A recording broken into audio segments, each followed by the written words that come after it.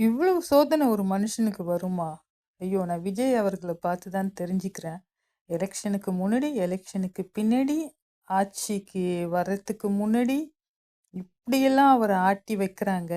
மக்கள் ஆதரவ இவ்வளவு ஓட்ஸ் வாங்கி ஃபர்ஸ்ட் லெவல்ல வந்திருக்கிறாருன்னு அவர் மேல என்னென்ன பொறாமை, என்னென்ன வன்மம், என்னென்னலாம் சொல்ல முடியுமோ அவ்வளவும் சொல்லி, இன்னும் அவர ஆட்சிக்கு வர முடியாம என்னலாம் செய்ய முடியுமோ அவ்வளவும் பண்றாங்க. எப்படி இருந்த ஒரு மனுஷன், நல்ல ஆக்டிங் ப்ரொஃபஷனல்ல க்ரோர் கணக்குல அவருடைய சேலரி. அதெல்லாம் விட்டுட்டு மக்களுக்கு நல்லது செய்யணும்னு இவரு வந்து இவ்வளோ கஷ்டப்படுறத பார்த்தா நமக்கே ரொம்ப கஷ்டமா இருக்கு.